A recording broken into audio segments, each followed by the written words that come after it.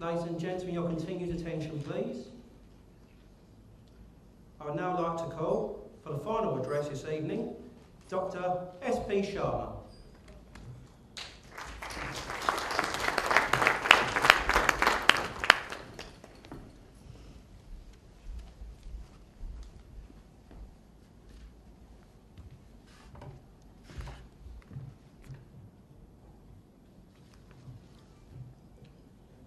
Lord Suraj Paul, Lady Arnaji Paul, Colonel Sandeep Verma, Mr. Ashok Verma,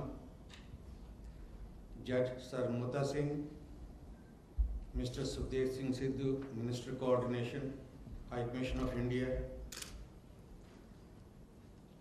Mr. Amar Singh Ji, nice to welcome you and to see you tonight, Member of Parliament from India, distinguished guests, ladies and gentlemen. Today, we have assembled to celebrate the Silver Jubilee of a great institution and to honor the person, what we are talking about, who had the vision to lay the foundation and build it up to a stature which is now admired by thousands of members of Indian diaspora. As Lord Suraj mentioned earlier, the word NRI, elaborated very well, not required Indian. I remember in those early 90s when Indian government was going through a financial difficulty and they approached here, and it was the NRI all over the world made their contributions, and from that day onward when Government of India realized in financial difficulty we came to rescue, the word NRI, not required Indians, was changed to National Reserve of India. That is the definition of NRI, certainly how it changed. The founder and General Secretary of NRI Institute, Shri Jagmohan Singh Ji, was a pioneer in the true sense of the term, if I mention. His love for India was a legacy of his parents, which Lord Suraj mentioned, which I never had the opportunity to see, Shri Durbar Singh Ji, a journalist and famous freedom fighter before independence. Following in the footsteps of his father, Mr. Jagmohan Singh became a journalist, and using his entrepreneurial skills and the love of his country, he edited for almost a decade. The magazine he started was called Fair Calling. He devoted to trade at the time, promotion, industrial advancement, and economic development.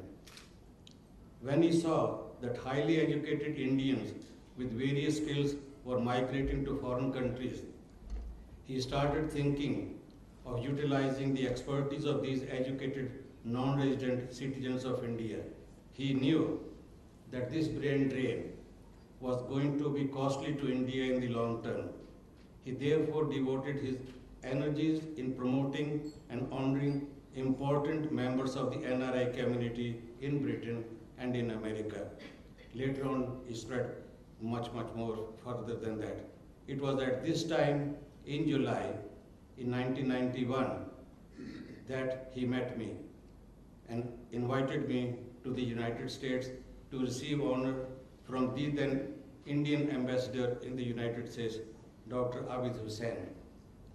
My association with him was not like Lord Suraj Paul was privileged. I knew him over 21 years only, but during this time, he left a great impression. This was the beginning of my long association with NRI Institute. To me, the concept looked attractive as the NRI needed a forum which could harness their energies to support India, the land of our motherland. At that time, I accepted the post of the chairman of the UK chapter, and since then, we have not looked back. Our team here has been promoting the cause of NRIs through various functions, seminars, and giving awards to celebrate the achievements of the NRIs, whether they are based in UK or they come elsewhere. Shri Jagmohan Singh Ji also founded NRI Achievers, as mentioned by previous speakers, a magazine to promote the achievements of the NRI all over the world. The magazine also strengthened business relationships and promoted trade between India and Britain. He wrote various books which have become a source book for Indians living abroad. He introduced Shiromani Awards, Mahila Shiromani Awards, Ratna Awards.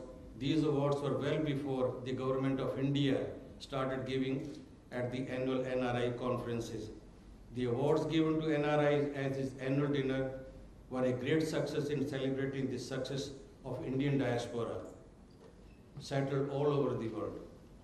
I had known him perhaps more than 21 years and always found him a good friend and an advisor. His guidance as and when I was in India proved highly useful to me. He also listened to me with great respect and always gave due regard to my views. He organized various international conferences of Indians and non-resident Indians in India as well as other parts of the world. These honors and celebrations gave due recognition to Indians settled all over the world. In many ways, he was an unofficial, if I call it, roving ambassador of India in international gatherings. He was a diplomat par excellence. He deserved that definition. Even when he faced criticism from his friends and well-wishers, he remained very humble and tried to accommodate the feelings of his friends. He was a good organizer of events and worked tirelessly in promoting India's image at home as well as abroad. I'm sure his son, Mr. Manu Jagmohan Singh, sitting here with us, and what he has organized today, what we see, making all effort, will carry the torch of Institute further to greater heights. He may not have the experience yet like his late father, but his enthusiasm for the cause and the administration of the work his father has done will enable him to work sincerely and efficiently. In this worthy task, I request you all to join me to congratulate Mr. Manu Jagmohan Singh and his team and his mother.